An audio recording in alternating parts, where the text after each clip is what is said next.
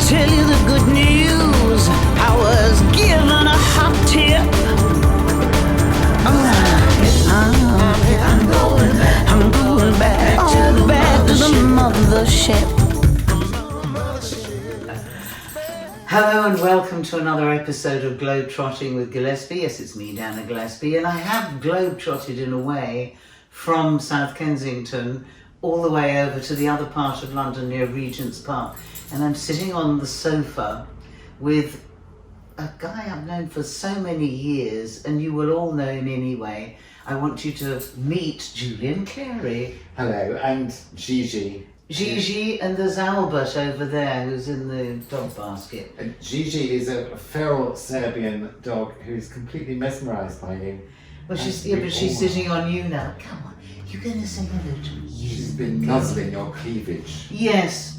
Well, you know, the reason I thought it'd be nice to talk to Julian is that I have known him for so many years, and I actually want to do a little bit of going down memory lane, if either of us can remember anything. When and where did we meet?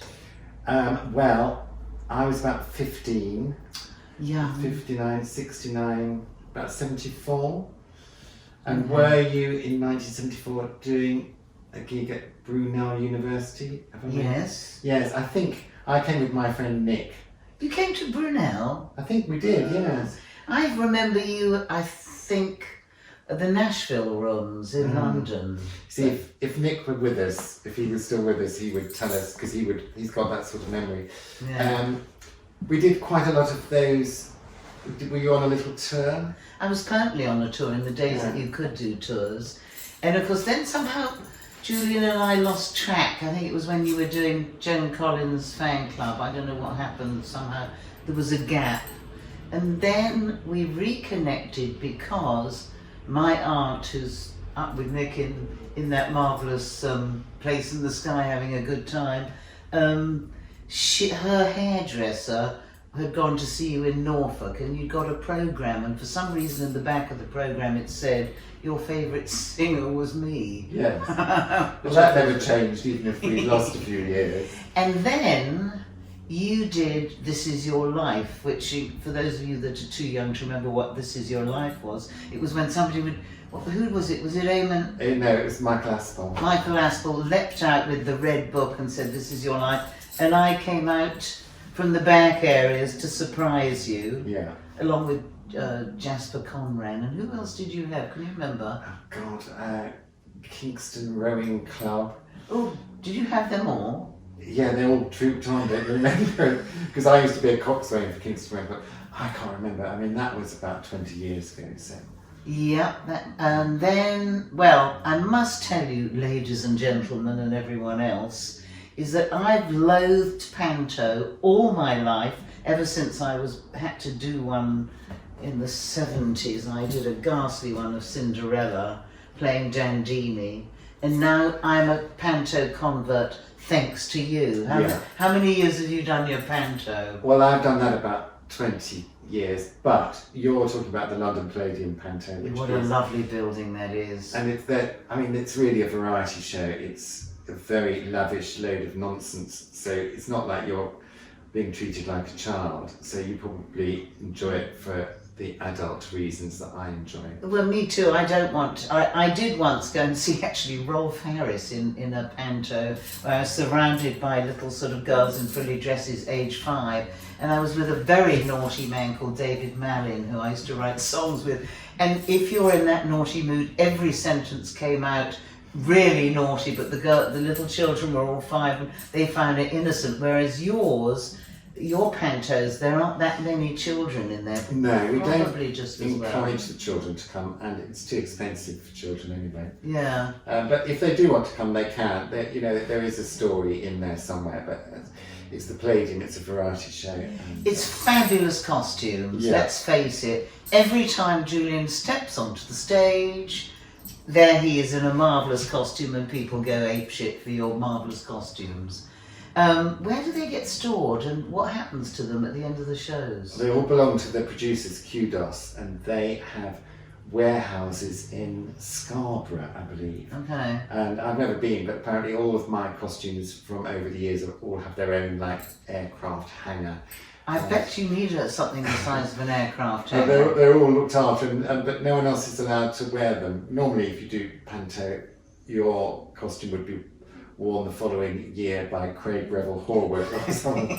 But I'm reliably assured that mine are kept just for me. Well, nobody else could get away with And it. no one would want to wear that sort of.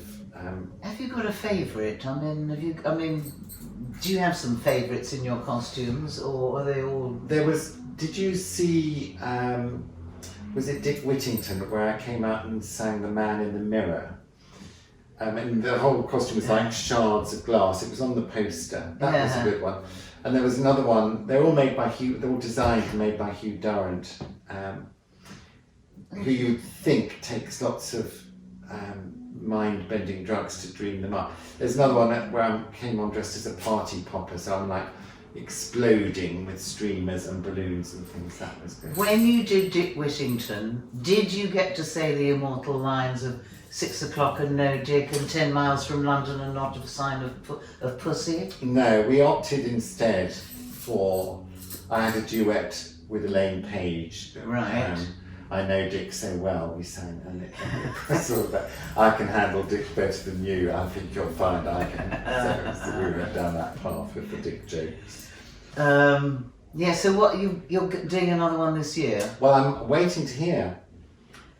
So you wouldn't know what it might be? I think there will be something, I don't know what it's going to be, no.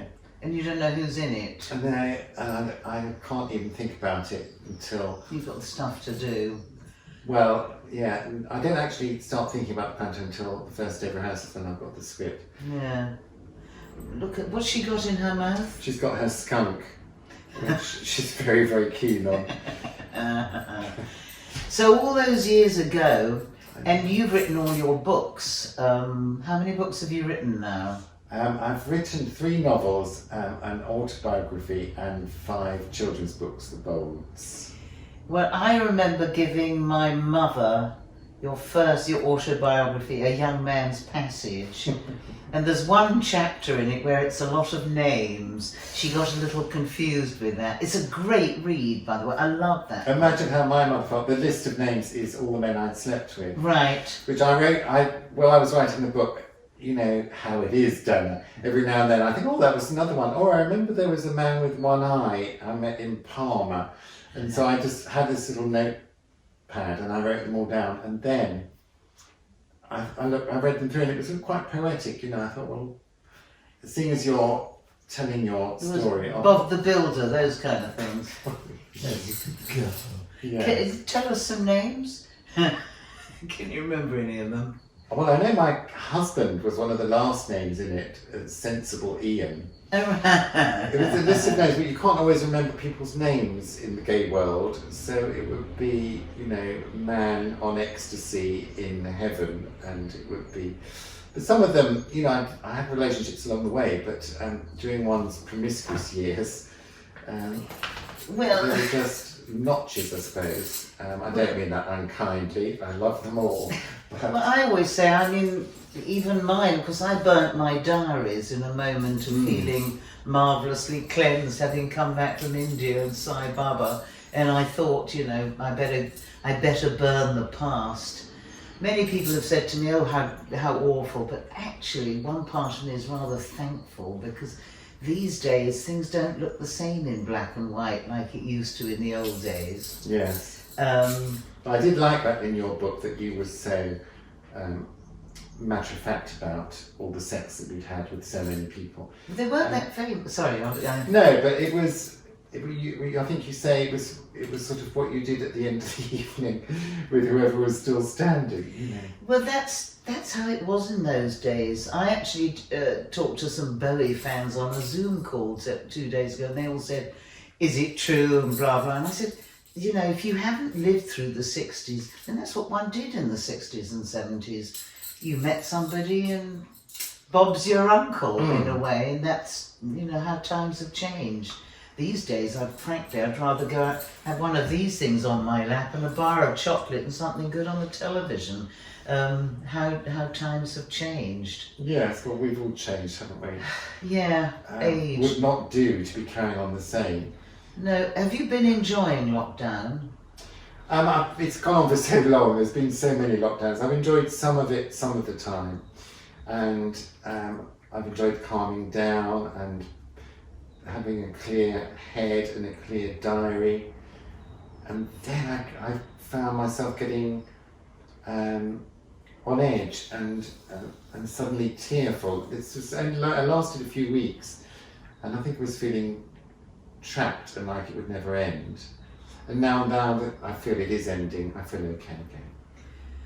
Yeah, I've kind of enjoyed it, but I actually said as we drove over here, when the lockdown's over, it won't take 25 minutes to drive here. It'll probably take 2 hours to go anywhere.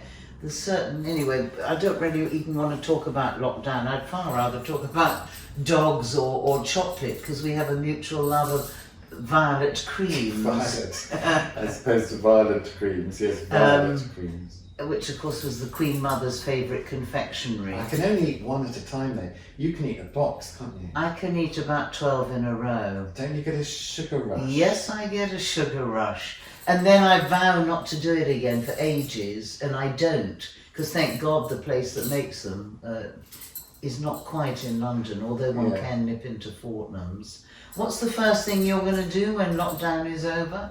Have you got anything planned? Well, I'm going to do some shows. I'm going to do some cabaret shows. In where? Some club in London. Really? Yeah, I'm going to do Friday and Saturday nights. It's not announced yet, so I remember. Oh, right, okay. Stum, I'll keep quiet. Well, as today is Mother's Day, what are you doing for Mother's Day? Because your mother's still alive and mine isn't, but... Yes, she is, bless her. Well, I'd sort of forgot. I go and see my mother every week for like 2 days. I'm allowed to. I'm her support. Right. So then I thought, well, it's Mother's Day, and I wasn't scheduled on that day, but I've rearranged things, and I'm going to go down clutching some daffodils or whatever. And she likes to play bowls, and she likes to play petanque, and all this is denied her. So a few weeks ago, I took her down a dartboard. We had to go with jigsaw puzzles. I thought we could get you up. That didn't go well, the jigsaws. But a dartboard, it's not dissimilar. That is not dissimilar to, you know. Yeah. So she's quite good. So we'll be playing darts. Right. Jolly good. And drinking gin. Well, that sounds like a good idea. I don't think, when I was younger, Mother's Day didn't really exist as a day. It was not a big deal. But I suppose, is there anything else you want to talk to me about, like your new book or I don't know, something exciting happening in your world before we say goodbye to all the mothers who hopefully are looking in at us? Or I could say, do you want to burst into song? But the only song I know that you do is probably unrepeatable. Probably You're Gay, it's called. Yes. And I can't remember. You're really not Italian, you're really not what you say, you're really not coming to terms with the fact that probably you're gay.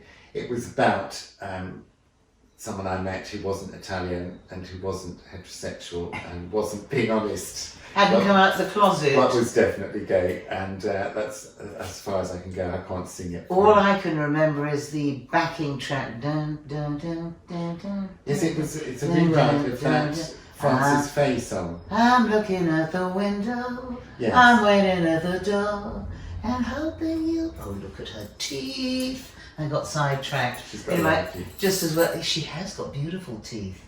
Well, so I think we have to say goodbye to all the mothers. Do you want to say goodbye to every mother that we know? Yes, any mother watching, I hope you have a lovely day. Yes. Good luck to you and your families. Yes, I can say the same too. Have a marvellous Mother's Day. Bye. Mother, don't be frightened by what you think you see. I've got some things to try out, but I'll take good care